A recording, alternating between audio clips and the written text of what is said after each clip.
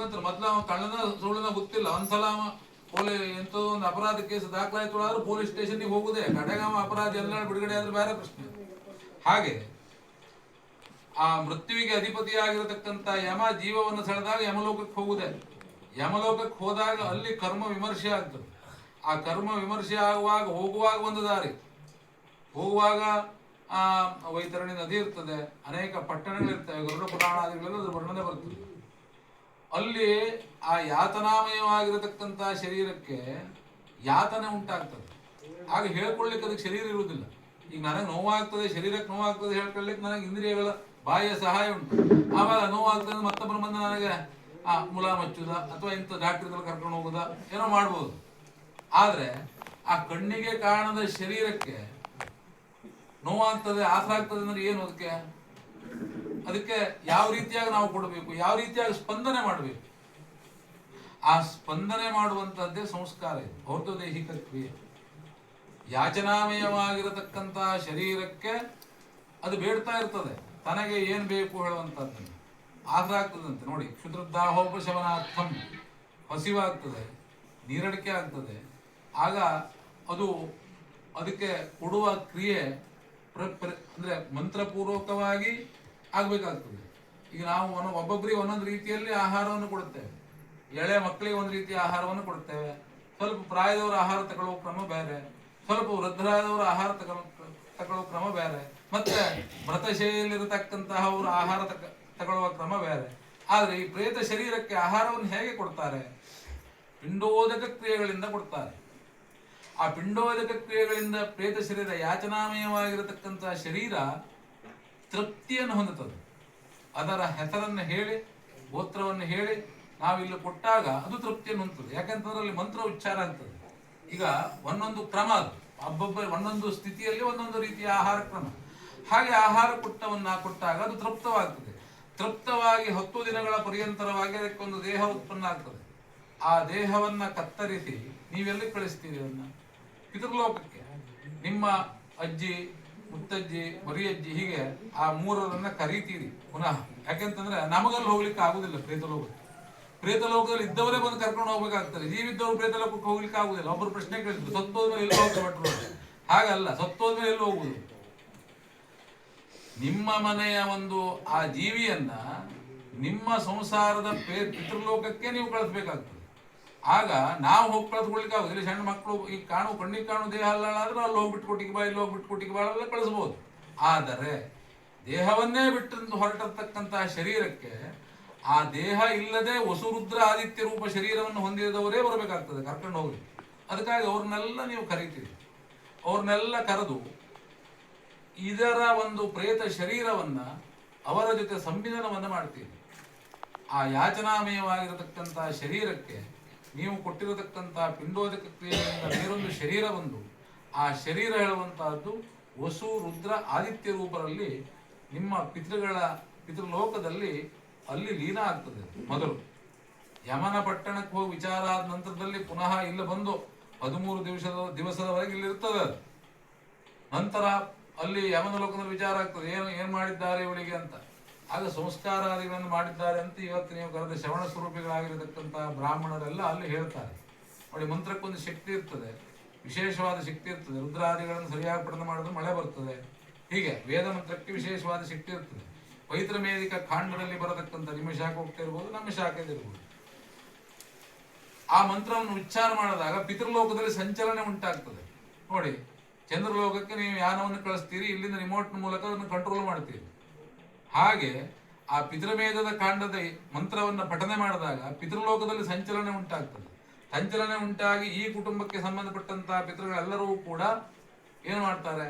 ನೀವು ಮಾಡಿರತಕ್ಕಂತಹ ಶ್ರದ್ಧೆಯಾದೀಯತೆ ಶ್ರಾದ್ದ ಕರ್ಮಕ್ಕೆ ಬರ್ತಾರೆ. ಶ್ರಾದ್ದ ಕರ್ಮಕ್ಕೆ ಬರಲೇಬೇಕು ಅವರು. ಮಂತ್ರಾದೀನಂತೂ ದೈವತಂ.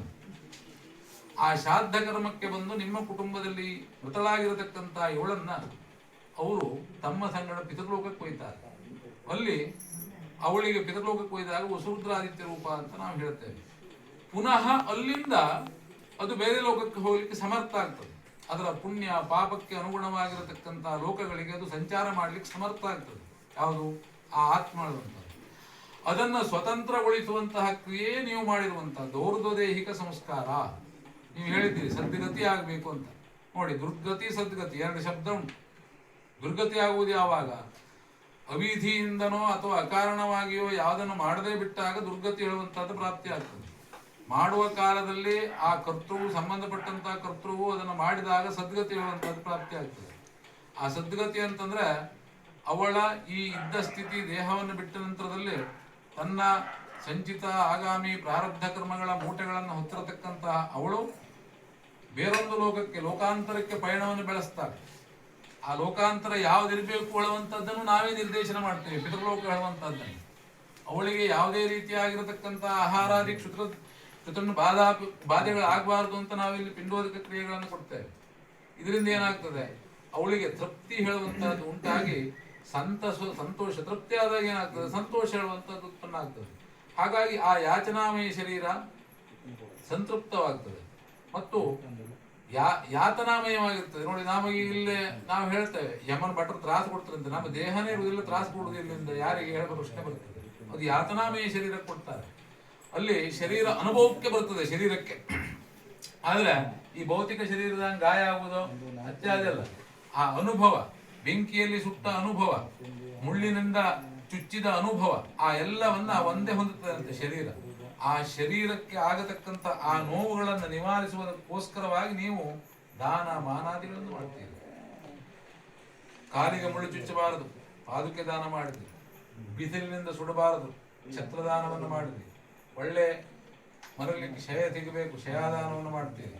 ಮತ್ತು ಒಳ್ಳೆ ರೀತಿಯಾಗಿರತಕ್ಕಂಥ ಅವಳಿಗೆ ಲೋಕ ಹೇಳುವಂತಹದ್ದು ಪ್ರಾಪ್ತಿ ಆಗಬೇಕು, ಗೋದಾನವನ್ನು ಮಾಡ್ತೀರಿ. ಒಳ್ಳೆ ಮತ್ತು ಸುವರ್ಣಮಯವಾಗಿರತಕ್ಕಂತಹ ಲೋಕಗಳ ಪ್ರಾಪ್ತಿ ಆಗಬೇಕು, ಬೆಳ್ಳಿ ದಾನ, ಹಿರಣ್ಯ ದಾನವನ್ನು ಮಾಡ್ತೀರಿ. ಹೀಗೆ ಎಲ್ಲ ಬ್ರಾಹ್ಮಣರು ತೃಪ್ತರಾಗಬೇಕು, ಶ್ರವಣ ಸ್ವರೂಪಿಗಳು. ಅದಕ್ಕಾಗಿ ಶ್ರವಣ ಸ್ವರೂಪಿಗಳಾಗಿರತಕ್ಕಂತಹ ಬ್ರಾಹ್ಮಣರಿಗೆ ದಾನವನ್ನು ಮಾಡ್ತೀರಿ. ಹೀಗೆ ಆ ಎಲ್ಲ ದಾನಗಳಿಂದ ಅವಳ ಈ ಲೋಕದ ಯಾತ್ರೆ ಅಂತಂದ್ರೆ ಏನೋ ಒಂದು ಸಂಪನ್ನವಾಗಿ ಅವಳು ಮಾಡತಕ್ಕಂಥ ಜೀವನದ ಕೊನೆಯಲ್ಲಿ ಎನ್ನ ಮರಣಂ ತದವ ವ್ರತ ಹೇಳುವ ಹಾಗೆ ಜೀವನದ ಈ ಒಂದು ಕೊನೆಯ ಯಾತ್ರೆ ಹೇಳುವಂತಹದ್ದು ಅವಳಿಗೆ ಸುಖಕರವಾಗಿರಬೇಕು. ತಾನು ಜೀವಿಸಿದ್ದಾಗ ಅನೇಕ ಜನರಿಗೆ ಅನೇಕ ರೂಪದಲ್ಲಿ ಅವಳು ಸಹಧರ್ಮಿಣಿಯಾಗಿ ಈ ಮನೆಯಲ್ಲಿ ಅವಳು ಕರೆದಿದ್ದಾಳೆ. ಹಾಗಾಗಿ ಆ ಅವಳಿಗೆ ಕೊಡತಕ್ಕಂಥ ಗೌರವ ಮತ್ತು ನಮ್ಮ ಕರ್ತವ್ಯ ಹಾಗೂ ನಮ್ಮ ಕುಲಾಚಾರಕ್ಕೆ ಸಂದಿರತಕ್ಕಂತಹ ಒಂದು ವೇದ ಪರಂಪರೆ, ಇವೆಲ್ಲವೂ ಕೂಡ ಗುರುಪದೇಶದಿಂದ ನಮಗೆ ಬ್ರಾಹ್ಮಣರಿಗೆ ಪ್ರಾಪ್ತವಾಗಿರುತ್ತದೆ. ಹೀಗಾಗಿ ಆ ಪ್ರಾಪ್ತವಾಗಿರತಕ್ಕಂತಹ ಕರ್ತವ್ಯವನ್ನ ಸಮರ್ಪಕವಾಗಿ ಶಂಕರಾಚಾರ್ಯರು ಹೇಳ್ತಾರೆ, ಪುನರಪಿ ಜನನಂ ಪುನರಪಿ ಮರಣಂ ಪುನರಪಿ ಜನನಿ ಜಠರೇ ಶಯನಂ ಅಂತ ಹೇಳಿ. ಕರ್ಮವನ್ನು ಮಾಡ್ತಾ ಇದ್ದಾಗ ವ್ಯಕ್ತಿಗೆ ಮುಕ್ತಿ ಹೇಳುವಂಥದ್ದು ಪ್ರಾಪ್ತಿ ಆಗುವುದಿಲ್ಲ. ವಿದ್ಯತೆ ಹೃದಯ ಗ್ರಂಥಿ ಚಿದ್ಯತೆ ಸರ್ವ ಸಂಶಯ. ಆ ಹೃದಯ ಗ್ರಂಥಿಗಳೆಲ್ಲವೂ ಕೂಡ ಕರ್ಮ ವಾಸನೆಯಿಂದ ಬಿಡಿಸಿಕೊಂಡಾಗ ಮುಕ್ತಿ ಪ್ರಾಪ್ತಿ ಆಗ್ತಾ ಹೋಗ್ತದೆ. ಸಾಲೋಕ್ಯ, ಸಾರೂಪ್ಯ, ಸಾಮೀಪ್ಯ, ಸಾಯುಜ್ಯ ಹೇಳುವಂತಹದ್ದು ಕ್ರಮಶಃವಾಗಿ. ಏನೋ ಆ ವಿಷ್ಣು ಹೇಳುವಂಥವನು ಏನೋ ವ್ಯಾಪಕನಾಗಿರ್ತಾನೆ. ಅವನು ಹೇಗೆ ತಗೊಳ್ತಾನೆ ಜೀವಿಯನ್ನ? ಮೊದಲು ಅವನು ಲೋಕಕ್ಕೆ ಹೋಗ್ಬೇಕು, ಹೋದ ನಂತರ ಸಾಮೀಪ್ಯ, ಅವನ ಸಮೀಪಕ್ಕೆ ಹೋಗ್ಬೇಕು. ಮತ್ತೆ ಸಾರೂಪ್ಯ, ಅವನದೇ ರೂಪವನ್ನು ಹೊಂದಬೇಕು. ಸಾಯುಜ್ಯ, ಅವನೇ ಇವನಾಗಬೇಕು. ದೇವನೇ ನಾಮ, ಜೀವೋ ದೇವ ಸದಾಶಿವ ಅಂತ ಹೇಳಿದಂಗೆ, ಜೀವೋ ದೇವ ಸದಾಶಿವ ಹೇಳಿದಂಗೆ ಆ ಜೀವನೇ ದೇವನಾಗಬೇಕು. ಆ ಜೀವನೇ ದೇವನಾಗಬೇಕಿದ್ರೆ ಈ ಸಂಸ್ಕಾರ ಹೇಳುವಂತಹದ್ದು, ಗುಣಾಧಾನ ಹೇಳುವಂತಹದ್ದು ಬಹಳ ಪ್ರಾಮುಖ್ಯವನ್ನು ಹೊಂದಿಕೊಳ್ತದೆ. ಜೀವಿಗೆ ಇರತಕ್ಕಂತಹ ದೋಷಗಳನ್ನು ತೆಗೆಯುವುದು. ಈ ಜನ್ಮದಲ್ಲಿ ನೀವು ಒಂದಿಷ್ಟು ತೆಗೆದ್ರಿ, ಅವಳ ಪುಣ್ಯ ಪಾಪಗಳ ಅಳತೆಗಳಿಂದ ಅಲ್ಲಿ ತೂಗಿಸ್ತಾರೆ. ಆ ಪುಣ್ಯ ಪಾಪಗಳ ಅಳತೆಗಳಿಂದ ಅವಳ ಮುಂದಿನ ಯೋನಿ ನಿರ್ದೇಶಿತವಾಗ್ತದೆ, ಎಲ್ಲಿ ಹುಟ್ಟಬೇಕು ಅವಳು ಹೇಳುವಂಥದ್ದು. ಆದರೆ ನೀವು ಇಲ್ಲಿ ಒಂದು ವಿಶೇಷತೆ ಉಂಟು ನಮ್ಮ ಭಾರತೀಯ ಸಂಸ್ಕೃತಿಯಲ್ಲಿ. ಈ ಔರ್ಧ್ವದೇಹಿಕ ಕ್ರಿಯೆಯನ್ನು ಯಜ್ಞಕ್ಕೆ ಹೋಲಿಸಿದ್ದಾರೆ. ನಮಗೆ ಏನನ್ನು ಬೇಕೋ ಅದನ್ನು ಪಡೆಯುವಂಥದ್ದನ್ನು ಯಜ್ಞ ಅಂತ ಹೇಳ್ತಾರೆ. ಯಜ್ಞ, ಪೂಜೆ, ಧಾತು ಇತ್ಯಾದಿಗಳ ಅರ್ಥ ಬೇರೆ, ವಿಶಾಲವಾಗಿ ಬೇರೆ ಬೇರೆ ಇದ್ರೂ ಕೂಡ ಒಟ್ಟರ್ಥದಲ್ಲಿ ನಮಗೆ ಏನು ಬೇಕೋ ನಾವು ಅದನ್ನು ಪಡಿಬೇಕು. ಆವಾಗ ನಾವು ಯಜ್ಞವನ್ನು ಮಾಡಬೇಕು. ಇದು ಪಿಂಡ ಪಿತೃ ಯಜ್ಞ. ಆ ಪಿತೃಗಳು ಹೇಳುವಂಥವ್ರು ಎಲ್ಲಿ ಹೇಗೆ ಹೋಗ್ಬೇಕು ಹೇಳುವಂಥದ್ದು ನಮ್ಮ ಇಚ್ಛೆ. ನಮ್ಮ ಮನೆ ವ್ಯಕ್ತಿ ಎಲ್ಲಿ ಹೋಗಬೇಕು, ಎಲ್ಲಿ ಬರಬೇಕು ಇಚ್ಛೆ ಮಾಡುವವನು ಯಾರು? ಮನೆ ಯಜಮಾನ, ಮನೆಯವರು, ಮಕ್ಕಳು, ಅವರ ಬಂಧುಗಳು. ಪಿತೃಲೋಕಕ್ಕೆ ಹೋಗಬೇಕು. ಅದಕ್ಕೋಸ್ಕರವಾಗಿ ಅವಳ ಕರ್ಮ ಏನೇ ಇದ್ರೂ ಸಹಿತ ಅದರ ನಿವಾರಣೆಯನ್ನು ನೀವು ಮಾಡ್ತೀರಿ. ಪಾಪ ಪ್ರಾಯಶ್ಚಿತ್ತವಾಗಿ ತಿರೋಹಮಾದಿಗಳನ್ನು ಮಾಡ್ತೀರಿ. ಅವಳ ಎಲ್ಲ ರೀತಿಯಾದಂಥ ಪಾಪ ನಿರ್ಬಂಧಕ್ಕೋಸ್ಕರವಾಗಿ ಕೃಚ್ಛಾಚರಣೆಯನ್ನು ಮಾಡ್ತೀರಿ.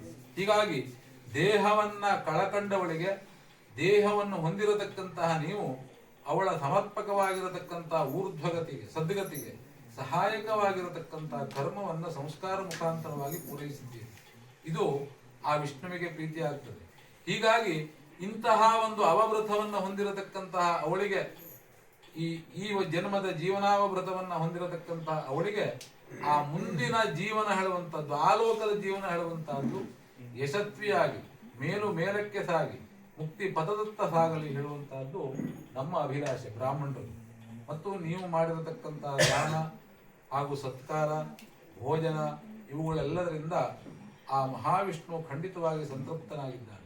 ಅವನ ಒಂದು ಅನುಗ್ರಹದಿಂದ ನಿಮ್ಮ ಈ ಪಿಂಡ ಪಿತೃಯಜ್ಞಕ್ಕೆ, ಈ ಪಿತೃಯಜ್ಞ ಹೇಳುವಂತಹದ್ದು ಒಂದು ಯಜ್ಞ, ಅದು ಆ ಯಜ್ಞಕ್ಕೆ ಅನೇಕ ಫಲಗಳನ್ನು ಹೇಳ್ತಾರೆ.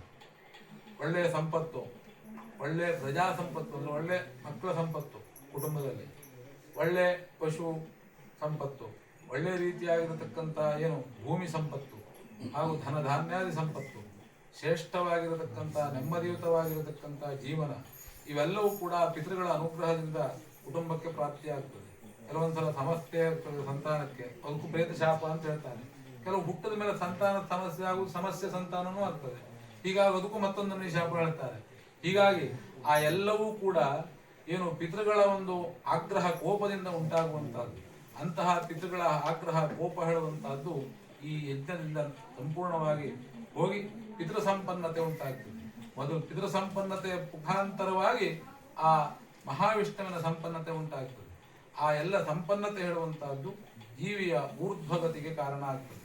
ಹೀಗಾಗಿ ಈ ಎಲ್ಲ ಸಮಗ್ರವಾಗಿರತಕ್ಕಂಥ ಊರ್ಧ್ವದೇಹಿಕ ಕ್ರಿಯೆಯಿಂದ ನಿಮ್ಮ ತಮ್ಮನ ಮಡದಿಗೆ ಸದ್ಗತಿ ಹೇಳುವಂತಹದ್ದು ಸಕಾಲದಲ್ಲಿ ಪ್ರಾಪ್ತಿಯಾಗಲಿ. ಮತ್ತು ಮಾಡಿರತಕ್ಕಂಥ ನಿಮಗೆ, ನಿಮ್ಮ ಕುಟುಂಬದವರಿಗೆ, ಹೆಣ್ಣು ಮಕ್ಕಳ ಕುಟುಂಬದವರಿಗೆ ಎಲ್ಲರಿಗೂ ಕೂಡ ಆ ವಸುರುದ್ರ ಆದಿತ್ಯ ರೂಪರ ಸಂಪೂರ್ಣ ಕೃಪೆ ಉಂಟಾಗಿ ಸನ್ಮಂಗಲವಾಗಲಿ ಮತ್ತು ಸಮಚಿತ್ತದ ಬಾಳ್ವೆ ಜೀವನದುದ್ದಕ್ಕೂ ಪ್ರಾಪ್ತಿಯಾಗಲಿ ಎಂಬುದಾಗಿ ಎಲ್ಲ ಬ್ರಾಹ್ಮಣರು ಹರಸ್ತಾರೆ. ಪುನಃಶುಭವಾಕ್ಯಂ ಸತ್ಯಾಸ್ತಂತು ಯಜಮಾನಸ್ಯ ಕಾಮನಃ.